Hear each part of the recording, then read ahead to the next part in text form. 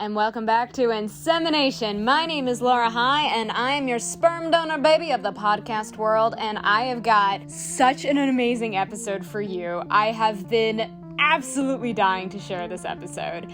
I am so excited to welcome on Dena Dna, a phenomenal genetic counselor who's going to teach all of us about how genetic testing works. This is so important for all of us to understand. But before we get into the episode, I have some exciting news that I finally get to share. As many of you know, I have been funding for an upcoming donor-conceived event, and I am ready to announce it.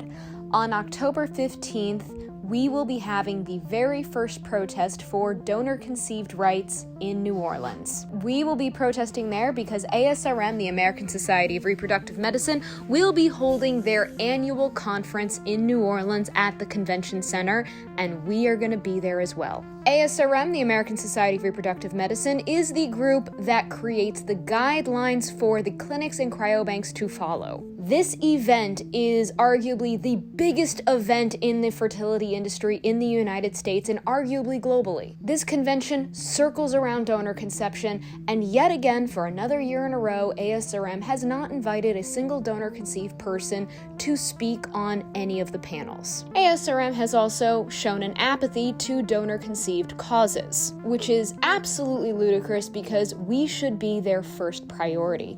And since they refuse to give us a seat at the table, we will be there to remind them that we are the table. They cannot have a conversation that is ethical without us. So October 15th from 11 a.m. to 3 p.m., we will be protesting. We will gather at the corner of Convention Center Boulevard and Julia Street in New Orleans. We will have a peaceful protest and make our voices heard. To get all of the details and to understand the code of conduct that we must follow, please go to my website, www.laurahigh5.com. The 5 is spelled out. And then click the tab that says protest. Please read everything, and at the bottom there is a sign up for the protest. Please do that so we can ensure that we can keep everybody up to date.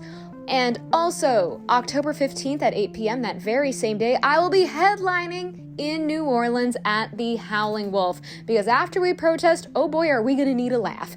Tickets are also available on my website. Seating is limited, so please get your ticket now. And please know that this protest is open for everybody to come. Donor-conceived people, recipient parents, donors, and allies. We must show solidarity in numbers. We need as many people as possible to show up, because we need to show them how many people care about this issue. I cannot wait to see you there, and more updates are following. Please follow me on social media at LauraHigh5 to stay up to date on everything. But now, let's get to the episode. And welcome to the podcast, Dena Dna, or more professionally known, Dena Goldberg. Thank you so much for joining us. Thank you so much for having me. I'm excited to be here. I'm excited for you to be here because you are going to be, I think, resolving so much misinformation that we have about genetic testing. I'm happy to do that. I will be honest, like when I started my journey about learning about donor conception, I didn't realize how much I didn't understand about genetic testing. And the more I advocate, it's more apparent that no one knows how genetic testing works and what it is. So I'd love to spend this kind of first chunk of the episode kind of just asking you some basic questions about it so we all can get on the same page and we can walk away from this podcast super educated. Because I feel like that's the most important thing. Yes, absolutely. Let's do it. Amazing. Well, how long have you been a genetic counselor? Let's see. I got my master's in 2015. So how many years is that? Is it 7 years? No, 8 years? Yeah, it can't be 8 years ago. It was 2015 yesterday. What are you talking about? Yeah, it can't be 8 years. My God, that's depressing. Yeah. So I've been doing it a while. And before that, I have worked in genetics in other capacities. So I worked for laboratories. I started my career sequencing mitochondrial genomes of Native Americans in a molecular anthropology lab, which was awesome. And then I worked in a breast cancer research lab, actually doing hands-on work with cancer tissue, and then decided I didn't like the lab life and I wanted to see patients. And so that's when I went back to grad school to become a genetic counselor. Now, is there a difference between a genetic counselor and a geneticist? Great question. So geneticist is kind of loosely thrown around sometimes, but officially there's medical geneticists, there's lab geneticists, and then there's genetic counselors. And so Okay. all of their training is a little bit different. A medical geneticist is an MD who then goes on and does a fellowship in genetics. And usually they're pediatricians, or sometimes they're like OBs or something else, but they go on and they do that extra genetics training. And then usually those MD geneticists work in pediatrics and rare disease. So they work with Okay. patients who need hands-on physical examinations along with genetic testing usually. And then lab geneticists are a lot more based in a laboratory. They're the people that are going through your genetic code. They're doing research, they're interpreting, all of that. And usually those are PhD geneticists. And then you Okay. have genetic counselors, which is a master's degree. And then you have to log a certain amount of hours and get a board certification. And we are the ones who work with patients in a lot of different settings, including pediatrics, the cancer setting, a lot of specialty settings. And in some cases, we see patients on our own. In some cases, we see patients alongside with an MD geneticist, depending on the clinic. So those are kind of the main differences between a geneticist, a lab geneticist, and a genetic counselor. Amazing. Okay. That already clears a lot of stuff up for me, at least. Because that was one thing that I was just like, I don't know the difference. Confusing. And in other countries, they're called geneticists. That the people that do what I do are called geneticists in other countries, and people like in research are called geneticists that have the same degree. So it's kind of confusing. But from the clinical side, with people who see patients, that's kind of how I like to think about it. Okay. All right. So then let's start off with a nice simple foundational question. What is All right. genetic testing? Yes. Well, what a big question, It right? is a big So question, but I think we need to start off with like we're doing very serious do re mi right now. yes. So first of all, if the explanation that I'm about to give doesn't make sense, I do have a YouTube channel where I break down a lot of these things for people who are visual learners. So I have a lot of animations, and I think Ah, that, I love yeah, that for yeah, me. That's all. I would love that. So that's amazing. yeah. I myself am such a visual learner. Me So too. part of the reason I create this stuff is to help other people because that's the way that I learn things. Yeah. But in just kind of describing it now, so genetic testing can mean a lot of different things because there are a lot of ways to look at our genes. So our body's made up of lots of cells, and in every single cell in our body, we have our genetic code or our genetic material. And so the genetic material is basically the instructions that tell our cells what to do and how to function. And there are a lot of different ways to look at that genetic material. There's not just, sequencing or just doing DNA testing, which a lot of people think, oh, it's easy, it's just DNA testing, but it's incredibly complex because there are genes in different parts of the cells. There are different ways to look at the genes. There are mechanisms that control our genes. There's chromosomes, which are big packages of lots of different genes. And so depending on what we are looking for, there are different types of genetic tests that we would do. There's also, like in the cancer space, we can look at tumor genetics, and that's different from looking at germline genetics, which is the code that you're born with. So, and then there's in the prenatal space, there's cell-free fetal DNA, which is the DNA from the fetus that's shed into the mother's bloodstream. So there's so many different types of genetic tests that it's really difficult to just define what genetic testing is as one thing, because it's basically any type of way to look at lots of different parts of kind of what tells our body, the instructions that tell our body how to function.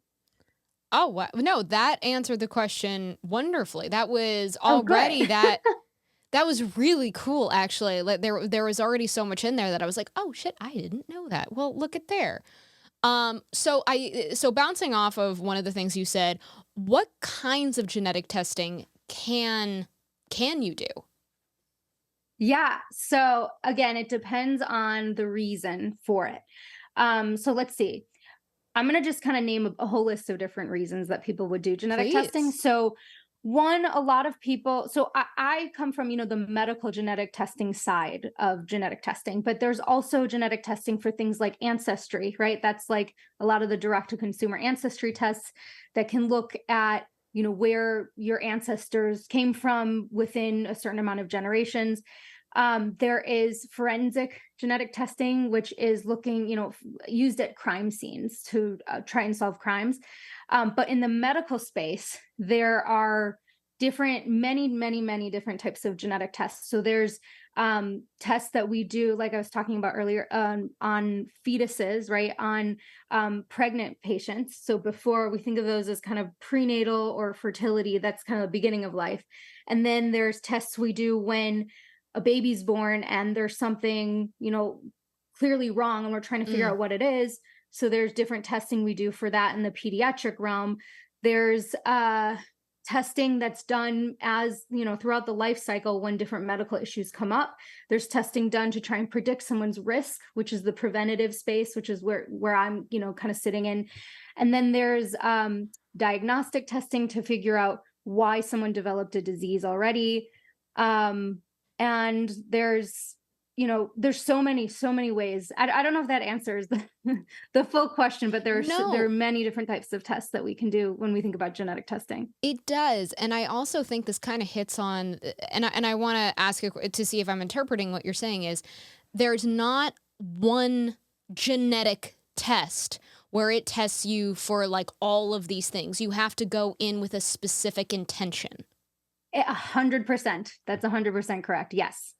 Okay, so when people tell me, when I'm like harping on about like, donor conceived people deserve their medical history, and someone tells me like, well, just take a 23andMe test and you're fine. There's so much wrong about that statement.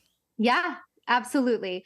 23andMe is a very small snippet that is not comprehensive and is not a medical grade test. I think it's great for Ancestry. It really is, because that's the technology that is the gold standard for doing Ancestry. It's called SNP testing. But it is not at all a medical test. It's not sequencing. It's not looking at every gene associated with certain conditions. And so that's only one type of test. And it really doesn't even cover a full, comprehensive workup for any condition. What about it is problematic. What about something like Prometheus? I get asked about that one a lot. Oh, Prometheus. It's a third-party software where you run your raw data through it, right? Okay. It's cool if you are somebody who really likes to learn about yourself, but there's a huge caveat there. So I have had many patients that have come in because Prometheus told them they had some sort of cancer syndrome or some, really serious condition that they were at risk for. And I go to test them, and most of them are actually negative when we do genetic testing. And there was a big paper that came out when we look at cancer genes, that they found that the false positive rate for people that were coming in with positive Prometheus results was 40%. Oh my God. Which is crazy. That's right? huge. So, and I can send you this paper. And there were other papers there were also other labs that were kind of testing both, and they were finding the same thing. Oh, so wow. If you do Prometheus and something comes up, you have to get it medically confirmed before you make any decisions. It causes a lot of unnecessary anxiety, in my opinion. So I think it can be great for people that just kind of want to browse their, raw data, but you have to understand that if something comes up positive, you need to get it confirmed. And you could still have something that doesn't show up on Prometheus. So because Prometheus is only reading the data from the chip that was used at the other, at the lab that you're importing data from, that's not your complete sequence at all. It is just bookmarks along the genome. So you can have a really serious mutation that wasn't tested. Okay. And most people that do have a serious condition, it's not tested by most of these direct-to-consumer SNP tests. So Prometheus won't find it either because the technology just didn't look for it. So there's also a lot of false negatives too. So tons of false positives, tons of false negatives. Okay. So that's why, medical grade testing is just so much stronger and more important to do. But yeah, medical grade testing isn't a general, just like look at the whole genome. So I think it's okay to do as long as you understand all of that. So understanding again, it's correcting this kind of misinformation so that we Mhm. can go in and have like, we can have correct expectations. Exactly. Exactly. So I don't tell people not to do it. I just tell them if you're going to do it, you really need to understand that this is not at all either comprehensive Mhm. or necessarily accurate. So it needs to be confirmed, anything that's found. Now, one thing that I am told a lot is when I, as a donor conceived person, am saying, we need to have contact with our donors to get updated family medical, an updated family oral medical history from our donors. And I Mhm. get told all the time, like, you don't need that, just go get your DNA tested. Is getting your DNA tested the same as an oral history passed down? Is it the exact same thing, or are they two separate things? Yeah, they're definitely two separate things. Okay. So in my clinic, when I I do, told all of you, cameras. yeah, yeah, yes. So, okay. So both of them are incredibly important. An oral family history, very important. However, we know that in many cases, it's either not there or it's incorrect. And Yeah. there's a lot of reasons that that can be the case. One, because you're donor conceived. Two, you're adopted. Three, your family doesn't talk about it because of cultural reasons. You didn't get good medical, family members didn't get good medical care, so they never would have gotten a diagnosis. There's so many reasons that people's family history may not be accurate. So we take that into account as genetic counselors, and we understand, we can get what we can get, but that can't be the only piece of this pie. And that's why Mhm. genetic testing is, combined with an oral family history. But it is not in place of a family history. So it's, they're complementary and they are two pieces of this puzzle when we're trying to find someone's risk. I Now, love when that somebody doesn't have analogy. a family history, I do think genetic testing can be really wonderful because you really don't have an indication to look for, but it's not a replacement for a family history. So so then with that, it anything that can be passed down genetically, can we test for can we test for everything that can be passed down genetically? You mean at the same time? No, just in general. Like, is there a test for is there a test for everything that you can be passed down genetically? So, short answer, no. Okay. And part of that is because there's a lot of cases of diseases that run in families that we still don't know. Either we don't think they're caused by a single gene condition. We can't detect the gene yet, or we haven't discovered the gene yet. Or it's multifactorial, so it's a combination of genetics and environment together, and that's really hard to study. And really hard. You can't really do genetic testing for that at this point in time. So I guess the short answer is no. We can't look for anything that's passed down, which is why family history is still important.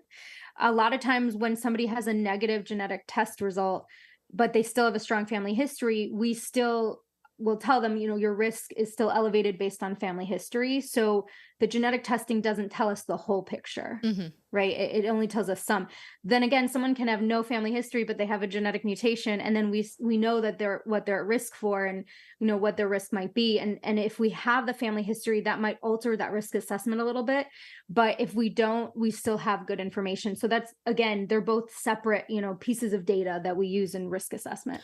I mean, I feel like that's such a good way, the way that that they're complementary, that like ideally Mhm. having both for everybody, not just adoptees or donor conceived people, but having both sounds like is an incredible gift for Yeah. everybody that Yeah. could prevent probably a lot of stuff that would come to you later in life.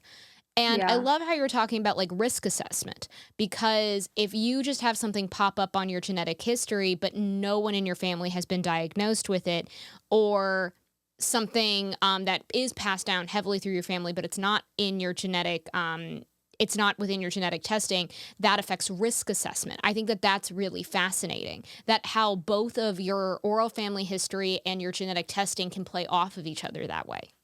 Hmm. Exactly. So I think of them as multiple clues. Like if I'm trying to solve this puzzle, there are Mhm. multiple pieces of really important information that I put together when I can. Amazing. Can we genetically test for mental illnesses that are genetic? Great. Okay, this is one of the most common questions that people ask. So I want to, there's a whole area of genetic counseling called psychiatric genetic counseling that was kind of founded by Dr. Janine Austin and the team at UBC.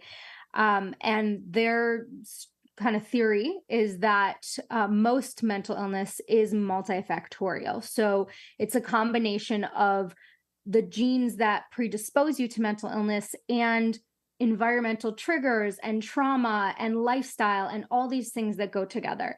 And so there's very few cases where there's a single gene change or mutation that will cause mental illness. So what they've done is they've been able to look at someone's family history to use empiric risk, meaning they look at, how many people in the family had mental illness, what kinds of mental illnesses, and then use that information to kind of calculate the likelihood that someone else in the family may develop it. But there's not really genetic testing for mental illness because there are so many factors that go into it. Absolutely. I ask this because this is one of the issues that I think donor conceived people really have a lot of problems with. Is because as we, anyone who's struggled with mental illness understands that it is incredibly hard to diagnose. And when you don't have that family medical history or an accurate donor profile, it can just, you get screwed over. Very famous case of that was with, I don't know if you heard about the Stephen Gunner case. It sounds familiar, but remind me. Stephen Gunner was diagnosed in his 20s with schizophrenia. Found out, and his donor was donated when he was about 19 years old, and then when his donor was in his 20s was diagnosed with schizophrenia. The problem was both the donor and Stephen were showing they basically had very parallel lives. And they both OD'd within a couple of years of each other. Wow. It's a horrible case. And it's really, really sad. But they both started showing signs of mental illness both around the ages of 4 years old. They were both taken to psychiatrists, psychologists, therapists. Now, I know when the donor donated, he was not diagnosed yet. But he had been institutionalized when he was, I believe, 14, 15 years old. And it was based off of a massive episode. He had threatened his dad with a baseball bat. He had locked himself in his attic when the attic was 120 degrees. Firefighters had to come rescue him, and he was institutionalized for a month. None of that was shown in the donor report. So there was no indication that the donor had any kind of mental illness. And so when the Gunners were taking their son in to get diagnosed, see different therapists and psychiatrists, they kept asking, what is the family medical history? And they were like, there's nothing there. There's nothing there. The donor is perfectly healthy. If they had at least known that, yes, he was institutionalized. Yes, there was a massive episode. He may have actually gotten his schizophrenia diagnosis much earlier, gotten his treatment, his therapy, his medication, his support needs met much earlier. And it's a horrible case where it's this so did not have to happen. And the parents were actively trying, they were doing everything they could. And this is something that happens with donor conceived people all the time, whether it's depression, bipolar disorder, anxiety, schizophrenia. And this is so common with donor conceived people. So that's why I ask about mental illness, because it's not, and there are so many clinics and cryobanks that actively just don't report mental illness because they're because they just don't think that they need to. Yeah, that's really tough. It's really tough because it's not something we can test or say, looking at someone's genes, there's no black and white. Yes, this person will have schizophrenia, this person will not. Yeah. Clearly in that case, that donor had a lot of that genetic risk. And so needed less of the kind of other inputs for that diagnosis to come out. because I'm not a psychiatric genetic counselor, I don't have as much probably to add, No, absolutely. but I do like, I will, I'll make the intro to Dr. Austin because I think that would be a phenomenal conversation. I think for that particular case, that was the case that sort of sponsored the Donor Conceived Persons Protection Act, where it would require clinics and banks to verify the medical history that a donor hands in, because if they had known, Yeah. that the donor had a for lack of better words, and if I'm using the wrong word, I apologize, but if they had known that he had that episode, that he had been institutionalized, that would have definitely been on the donor profile and could have indicate Stephen's doctors that there might be something genetically that is diagnosable. Yeah. And it So it probably wouldn't be genetically, but it would be there was something there was some hereditary risk factors, is there a right? difference between hereditary and genetic? Great question. So actually, okay, so when we think about genetic, it just means anytime that there's a change or that there are like the root cause of something is in the genetic code. Mm-hmm. But hereditary means runs in families. So you can have something that's genetic that's Oh not my hereditary. God. Mm-hmm. Oh, So of for instance, course. so for instance, you can have a new genetic mutation in a child that didn't exist in the parents. So it's not hereditary, but it's genetic, right? Oh, And that is cancer so is always, interesting. it's from different genetic changes in cells, but it's not, most of the time it's not hereditary. So it's just something that happens over time as we age. So yeah, so those are different. It's like square in a circle, and the circle, that whole thing. That is fascinating. Oh my God. I would have, Mhm. like, as soon as you said that, I'm like, oh, of course, that makes so much sense. But thank you. That was incredibly useful Yeah. But differentiation. actually, and now that I'm thinking about it, so you actually did say it right, because you said if the doctors had known there was some genetic risk, what I meant to say is there would be no way to detect it using a genetic test. Yeah. But it would probably be some genetic risk or some, like the hereditary risk, the risk that's passed down from the donor to that child.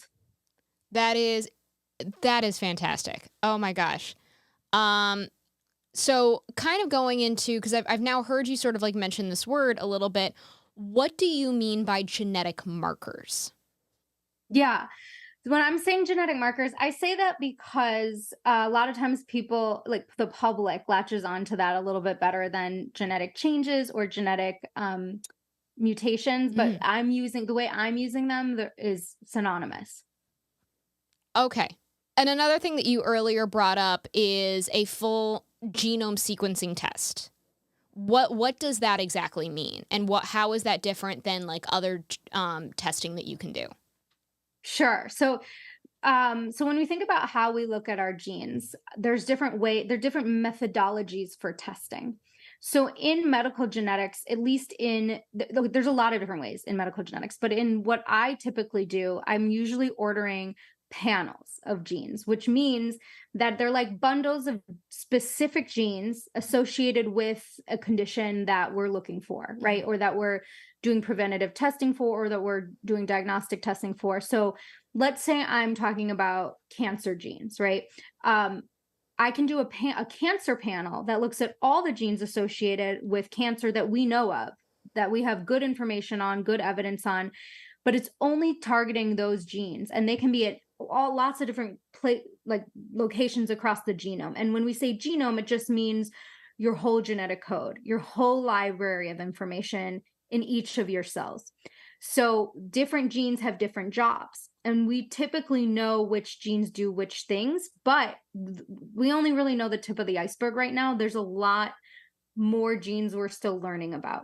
Okay. So when we do genetic testing panels, we're actually looking at very specific genes that have specific functions we know of at this point in time.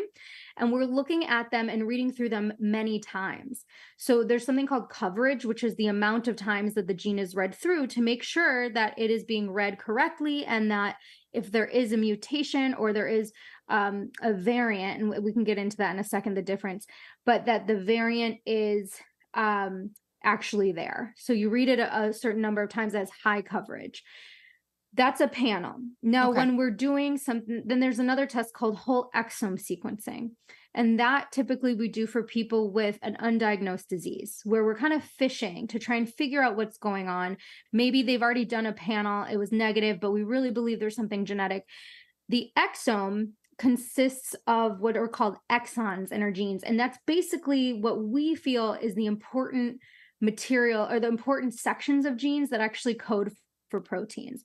So I've heard people use the metaphor. It's like if you're flipping through a magazine, you know, there's articles and advertisements. And if you were to just cut out all the articles, which is the substance of the magazine, that's like the exons. That's like the exome testing. So it's like only looking at the parts we believe are important and code for proteins. So that's whole exome sequencing.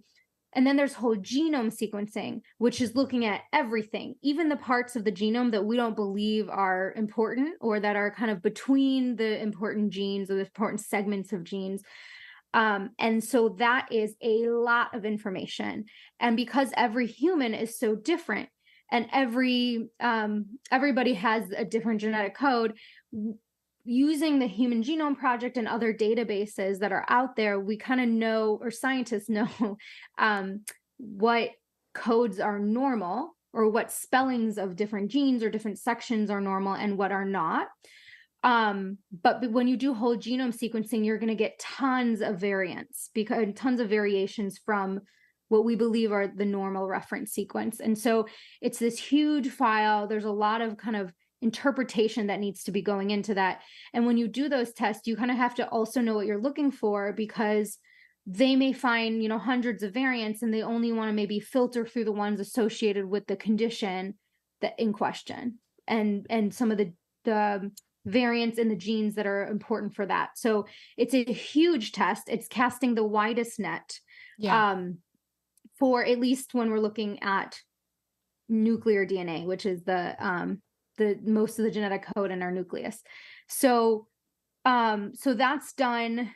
And I think that will be the future once we like learn more about it, but it's a lot more complex. Now, the downside to doing that is the technology that's used to sequence so much information means that usually there's less coverage of each of those important genes.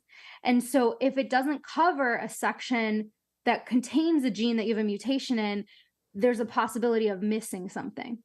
So that's why we usually, like, a lot of times we'll start with a panel, and then if that's not, you know, positive, then we'll maybe go on to whole genome or whole exome. It just depends on the situation. But those are that's kind of the different types of testing, at least that the different levels right now. And then there's, of course, lots of other choices as well, but that's when we think about sequencing. Okay. Those are 3 levels of it. Does that make sense? It does. Yeah, no, it's all fabulously complicated. I love it. Yeah. And you actually covered it, my next question, which was perfect. This might be an impossible question to answer, especially as a scientist. But in terms of our understanding of how genetics work, what in terms of what genetics are, how far are we into our understanding about genetics? Because, like, from what I understand is, like, it's still so baby and infantile. Yeah. Would you agree with that? Listen, there's a lot that we know and have learned and can do lots of wonderful things with, but there's a lot more we don't yet know. Yeah. So it is in its infancy. I think it's the tip of the iceberg, right? You know, that poster where like the tip and then there's a huge iceberg underneath. I think that's where we are, but we haven't cut into that atom yet. Yeah. Like we have a lot to go, but like I said, we also have a lot that we do know. And so, you know, a lot of people actually think that genetics is more in its infancy than it actually is. So, I think a lot of people don't realize that it is something that is standard of care in a lot of specialties and is covered by insurance and can be incredibly helpful. Okay. For the most part. Okay. Right. Like for the most part. There are situations where I still think it can be helpful and it's not covered by insurance. And I'm sure we'll get to that today because a lot of that is adoptees and donor conceived and like people without family history. But yeah, so there is a lot we can do. There are a lot of really great information we can get from it, but there's also a lot we don't know. Yeah. Which is why I think it will be dangerous once people start doing like embryo editing, because we don't really know what downstream effects that may cause. And also cue the Jeff Goldblum speech from Jurassic Park, where he's just... I haven't seen it, but... You've never seen Jurassic Park? Probably like a long time ago. I don't know. It's been a while. Okay, for everybody who gets that reference, I like you. I just want you to know that. I'm embarrassed I don't know that reference. It's fabulous. And yeah. it's all, it's genetic editing and just kind of basically going, you play God and this is what fucking happens. And it's a great speech by Jeff Goldblum. Okay, I'll have to watch. I'll put it on my list. I know, absolutely. One fun thing that I find very fascinating is there are different ancestral communities, groups, where different genetic illnesses or genetic mutations run higher. Mm-hmm. And that's really common. And I find that to be very fascinating. And I think that this is also, again, very important for donor conceived people and adoptees, because a lot of us are either not told what our ancestry is, or we're given the wrong ancestry. Mm-hmm. And it can actually very much not just affect our own personal identity, but it can also really affect health history. Yeah. What are some different genetic illnesses that can run in different ancestral groups?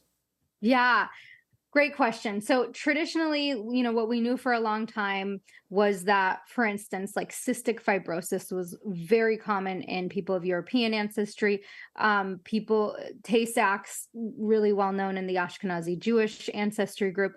And then like sickle cell in ancestry groups from Africa and the Mediterranean. But honestly, there's so many of these different conditions that are from so many different ancestry groups. And there's a lot of like kind of crossover too.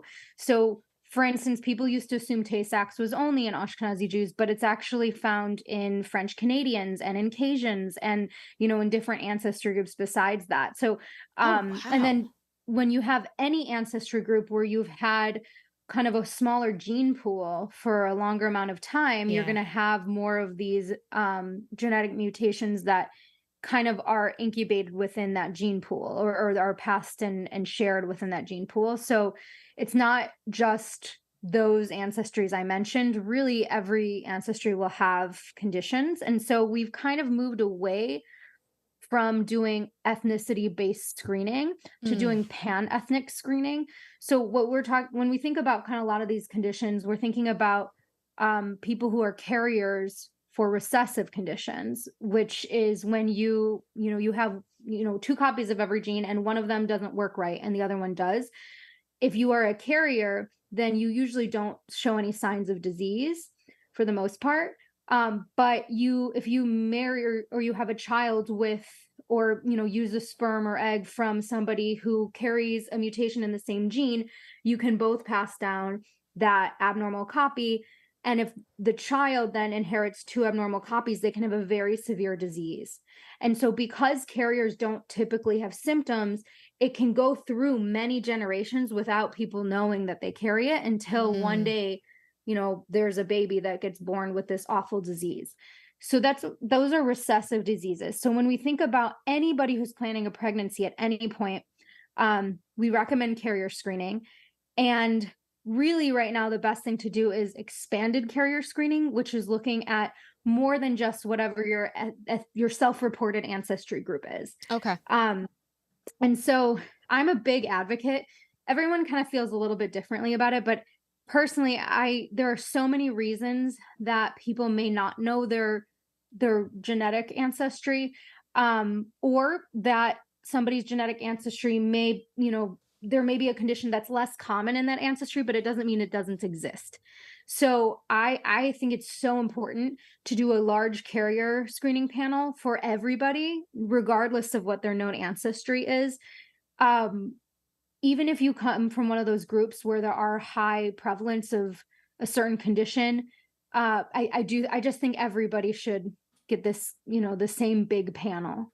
And there's a lot of studies showing that people's self-reported ancestry is often incorrect when they do a genetic test, or when the laboratories on the back end, do research and run Yeah. their actual ancestry. So self-reported ancestry is wrong, whether you know your family history or not. It's very common to be wrong. So that's why, I think that to make healthcare and genetics more equitable, we need to be doing larger panels that include genes from every ancestry group, just to make sure everybody's getting even testing. That makes sense to me. And I think I would love to have this more available, because it does sound like this actually leads perfectly into my next question. It sounds like the amount of preventative care that we could get from this could be, save so many lives. So with that, and this is then goes into my next question of, again, I'm talking to the trolls in my comment section right now. I've had a lot of people saying, trying to phrase this correctly. They basically, I've had a lot of people saying are there inheritable genetic illnesses, mutations, that if knowing about them ahead of time could provide life-saving, life-altering treatments? What would be those things that you could test for, that could literally save somebody's life? Literally everything I test for. There we go. Okay. Yeah. So any hereditary cancer syndrome that's caused by a single gene mutation, that runs in families, pretty much any of them are what we consider clinically actionable, meaning that there are actions to take to lower someone's risk. And so we use that information for personalized medicine. That's true in cancer. It's true in cardio care, so cardiology, ophthalmology, nephrology, kidney disease. It's true in rare disease. It's true pretty much in any time there is a single gene genetic disorder.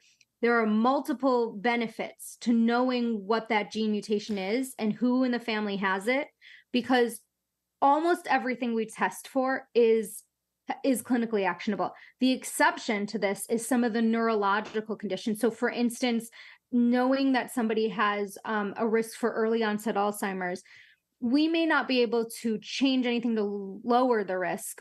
There may be lifestyle, recommendations that could, but a lot of times those people, it's really helpful, because then they can actually plan out their lives. They can make informed decisions for things. They can do IVF and select embryos that are not affected with that mutation, and ensure that it doesn't get passed down. So there's a lot of benefits in preventing diseases for any time somebody is found to have a single gene disorder that puts you at risk for disease. So let's hypothetically say, let's pick a kind of, I would say, a basic is like, let's say the BRCA gene. Which would relate to breast cancer. If hypothetically, like, you test me, when we find out, like, okay, Laura, you have the BRCA gene, what would then probably happen afterwards? What are things that I can do with that information? Sure. So every gene has its own set of guidelines, depending on somebody, what mutation is there. And then we do look at personal and family history at someone's age and all that when we can. But so BRCA is associated, both BRCA1 and 2 are associated with breast, ovarian, pancreatic, prostate, and melanoma. So it's important for both men and women. But the risk for females assigned at birth is much higher than males assigned at birth, right? So what that would look like is if you did have that mutation. And by the way, I should say, it is 10 times more common in people with Ashkenazi ancestry. Oh, that would be me. Right. Yeah. It's good you bring that one up, because that's one of the ones that is really important in people with Ashkenazi, especially with Ashkenazi ancestry, that's outside of carrier screening. It is not on a carrier screening panel. It is not on a prenatal panel. This is on a cancer panel.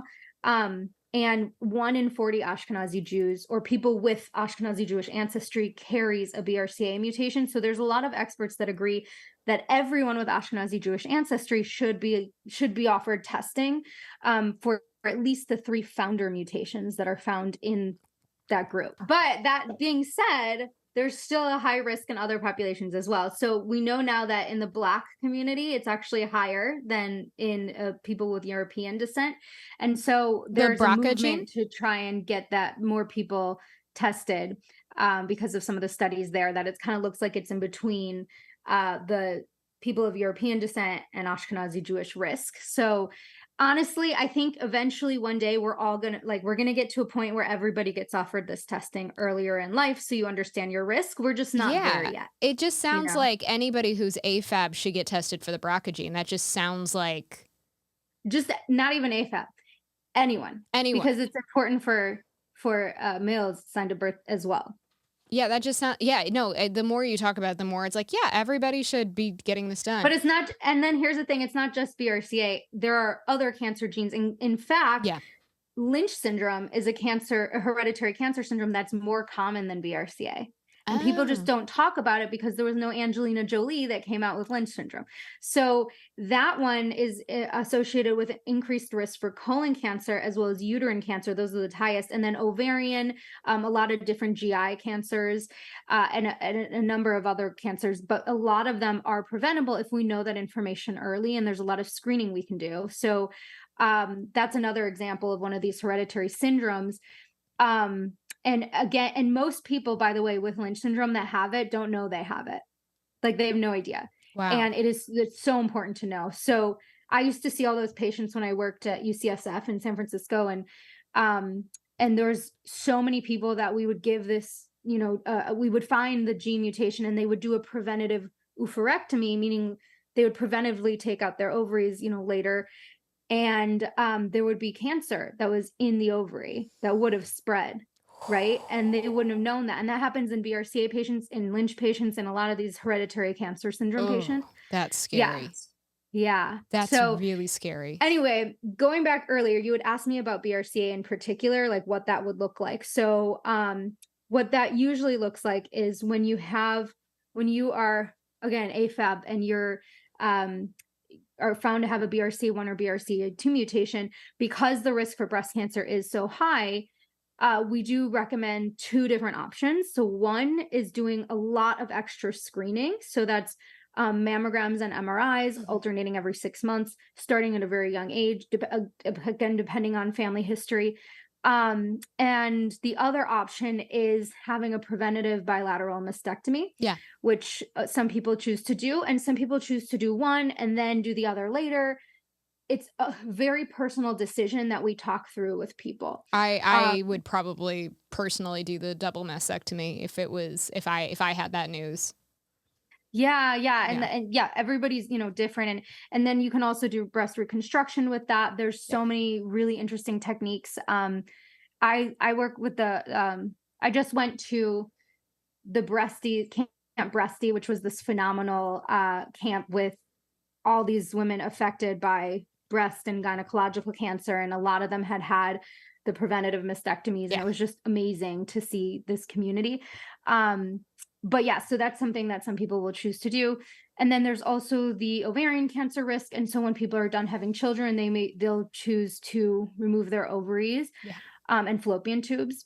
And so that is, it's really only recommended if your risk is high enough that we believe that a surgery to remove an organ is going to mitigate that risk. Yeah. It's not the recommendation for every gene. And we know that different genes are associated with different cancers. And so, again, it depends on what the gene mutation is, and for us to give, recommendations for that.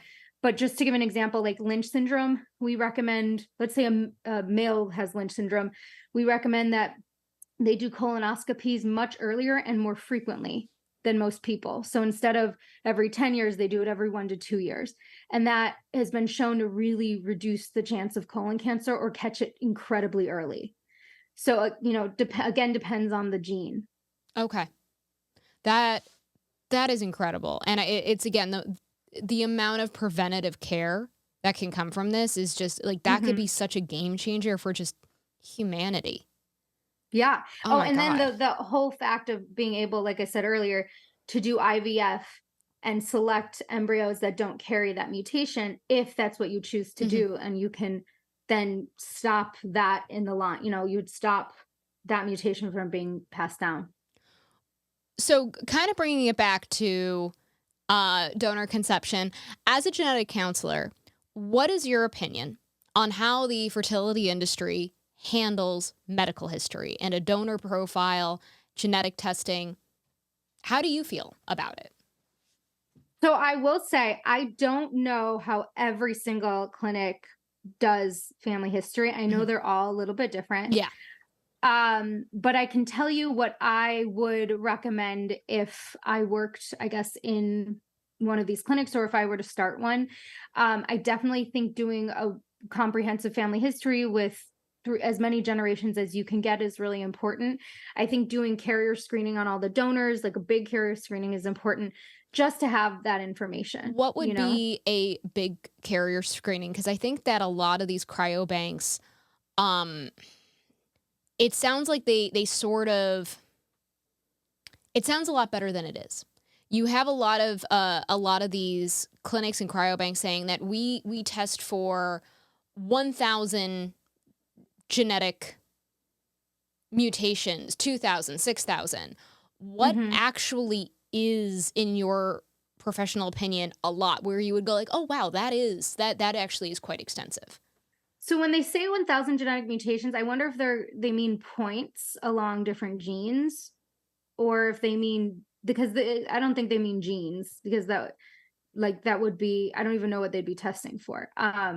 So I'm guessing they're doing SNP testing, which is kind of looking at some of the more common points on different genes that people may have, like a change that would cause disease, or mean someone's a carrier. I don't know. I think it's really hard to answer this question without kind of looking at what the average is, and I'd have to kind of get data on that. But I think, like, if a patient were to come through me, I would offer them an expanded carrier screening panel with right now there are like up to over 400 different diseases, and it's looking at all of the mutations possible for those diseases. So I don't know about those other numbers that you were just throwing out, or how they're advertising what they're testing for, but I think that would be, or I'm going to rephrase this, as if I were a recipient of, let's say, donor sperm. I'm bringing it up right now, so please keep answering the question, but I'm going to bring it up right now so that I can actually see what the actual language is. If I were, I like to put myself in my patient's shoes, and knowing what I know, what would I want? And so when I think about, if I was a recipient of donor sperm, what would I want the sperm to be tested for? And as somebody who wants to know everything I can, I would want them to have had a large expanded carrier screening panel with at least those 400 plus genes tested. That would give me some peace of mind. I know that that's not the norm for other genetic counselors, that they would say, oh, why do they need that? Like, as long as you get tested, but I would want to know that information. And I think I would also want them to have, so there's this minimum gene list from the American College of Medical Genetics that shows, it basically says, if you're going to have that the whole genome sequencing I talked about before, and one of these gene changes popped up, even if it had nothing to do with the reason you were testing, that it should be reported. So that's called the ACMG, like, list of incidental findings that should be reported. And those are, really important syndromes to know about. And I'd want any donor to have been tested for those syndromes as well. So that's not being done. I know that's not being done. I think ideally for me, if I was the patient, that's what I would want. Yeah. But I know that that's not always going to be doable by every lab, and it may eliminate a lot of donors. So just I guess that's how I'd answer that question. Yeah, no, absolutely. Hang on one sec. We're gonna pause this right now because I have. Okay. Okay. So we took a quick pause to pull up a very specific video from a egg bank that I got into a little beef with on TikTok. And one of their reactions to me, because they were making a video in reaction to everything that I said. There are institutions, groups, and individuals who spread misleading and incorrect information. They're talking about me. Wow. What are they saying? And so much more. For example, did you know that during the screening process, the donors are tested for over 6,000 different genetic conditions? Or that every one of them meets... What does that mean?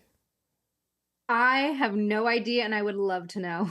So as a genetic counselor, that's not correct verbiage? That's not like you don't know what... Yeah, I can't even imagine. I would love to know what panel they were talking about that they were doing, because I can't imagine what that would be. I would love more information. My guess is that they look at 6,000 SNPs or 6,000 points along a lot less genes, and that they were saying that wrong, but not 6,000 conditions. I think that somebody has mixed something up. Okay, so let's yes and this. So let's say 6,000 SNPs. Is that a comprehensive amount? Well, it depends. No, I don't think so. It depends what genes. I don't even know what genes that would entail, what conditions that would entail. It's just by saying 6,000, even if it was 6,000 SNPs, like that doesn't give me enough information at all to understand what they're testing for. So it sounds like lovely flowering words that really aren't actually saying anything. Yeah, but it also sounds inaccurate. Like 6,000 conditions sounds inaccurate to me. Fucking watching you guys.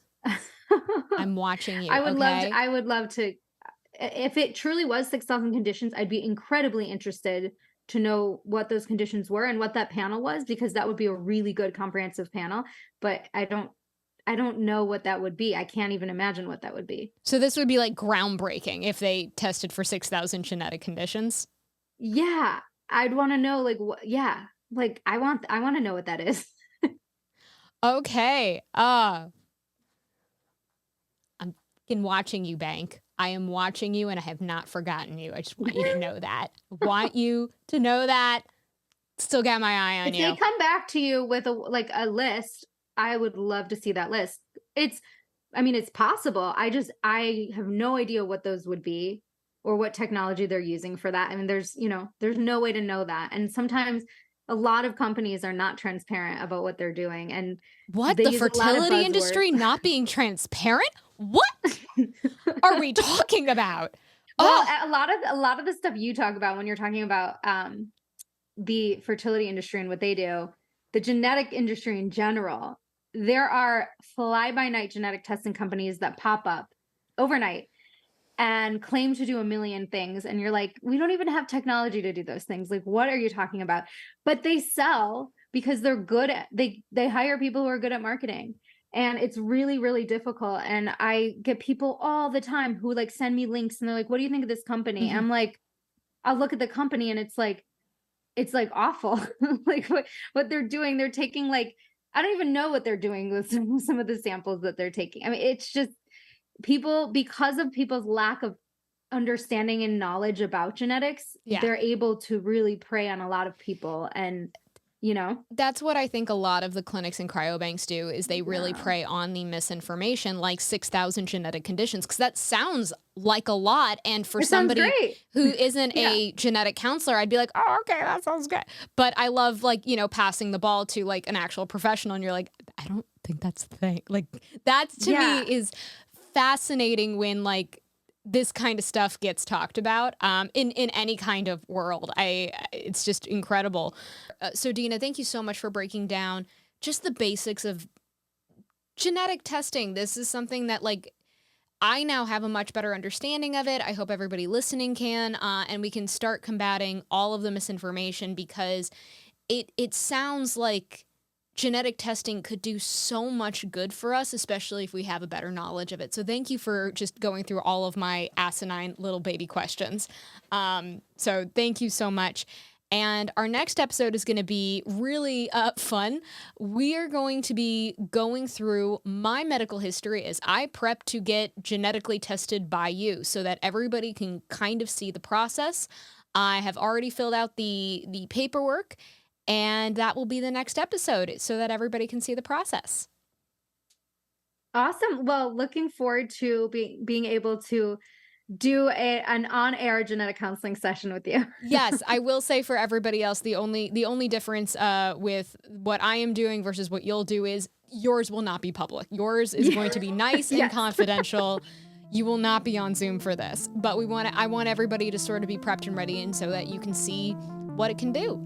So I am so excited. I will see you next week. Awesome. See you then. See you then.